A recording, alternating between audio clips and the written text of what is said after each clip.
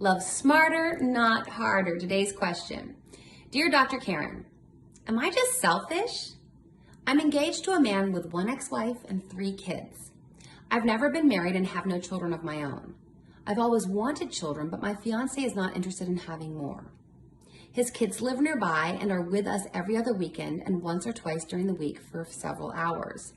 I understand the pain my fiance feels not seeing his kids every day and how valuable their time together is.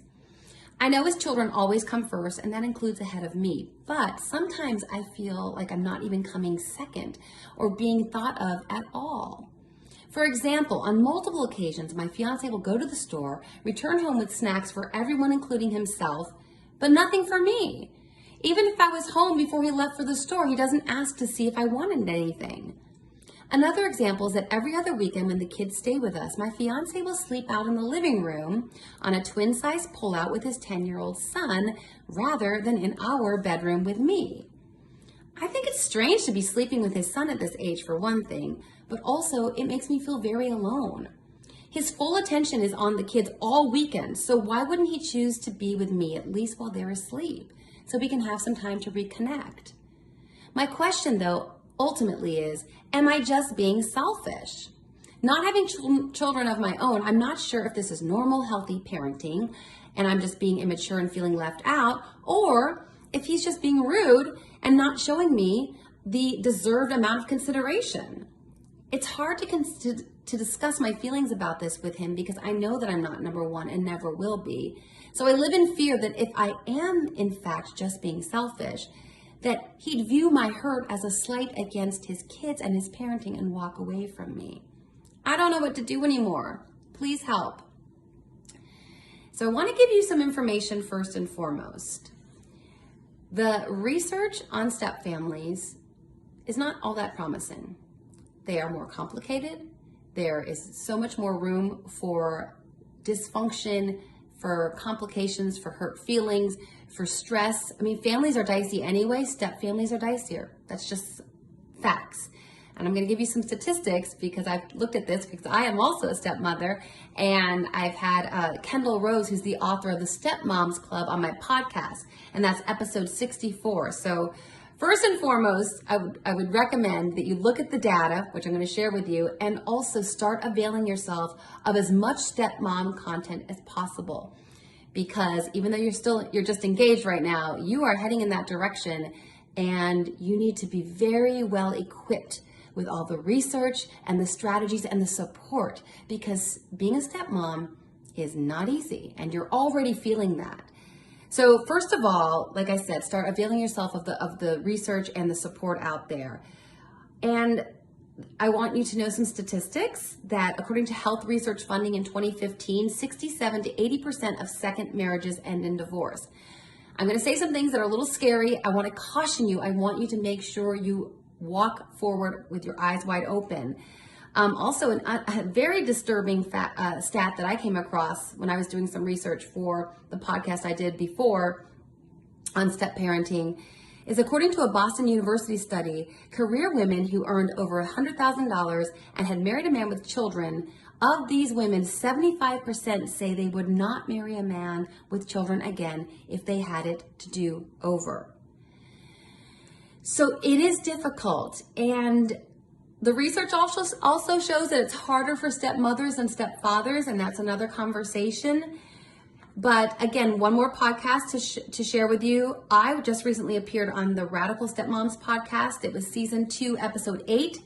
The episode's called Navigating the Complexity of Love and Blended Family Life. Now, I share all this with you because it's dicey and it's hard, but it's doable, and there are wonderful blessings to the step family life. And I can attest to that. I adore my step kids.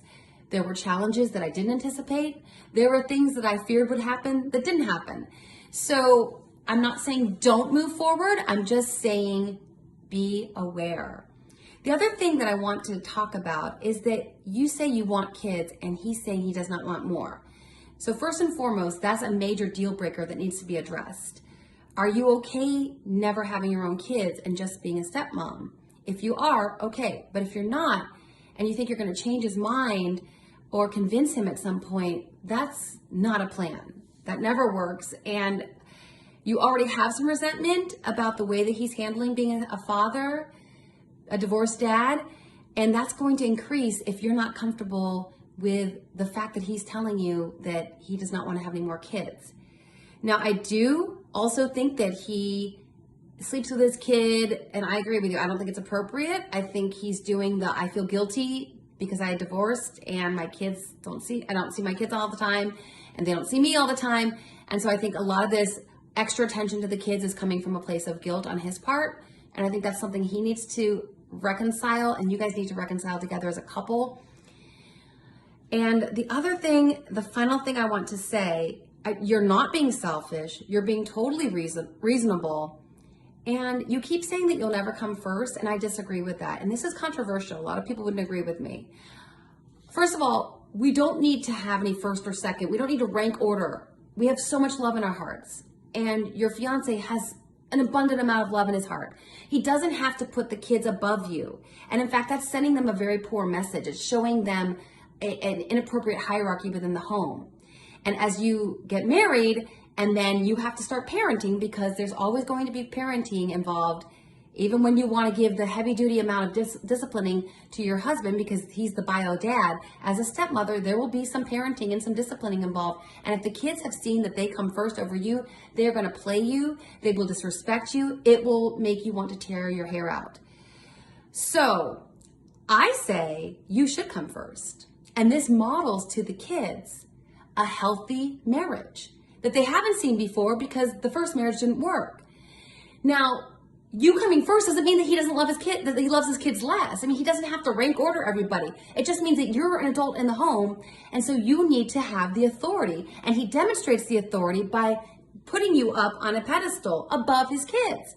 It doesn't mean that he doesn't shower his kids with affection and attention and I love you, kid, but if he minimizes your status in the home, which he's doing inadvertently by being so obsessive about his kids when you're there, that is not healthy for the kids to see. And it's controversial because I'm not saying this to say that you should be given all the attention and then the kids don't get the attention because they didn't ask for the divorce. They are the vulnerable ones here. But please hear me that when I say that you still need to have a hierarchy of authority in the home. And if he doesn't give you that, this is going to be a nightmare moving forward. So I say all this, my final recommendation is please get some counseling. You guys need premarital counseling. I don't know if you're going to get it. Please, not just the stuff that the pastors do a great job, but I'm talking about with a legit psychotherapist, preferably one who specializes in family systems theory and who works with families, because if you guys don't get some help before, this is stuff that needs to be resolved now. Taking this frustration, which I do agree with you, is legitimate. You're not being selfish with your frustration. Not handling this now is going to be an absolute nightmare if you move into this marriage. So please see a therapist as a family, starting with you as a couple, to establish the hierarchy, like I said, and then potentially as a family to help the kids navigate this transition. So again, I hope that's helpful. And yeah.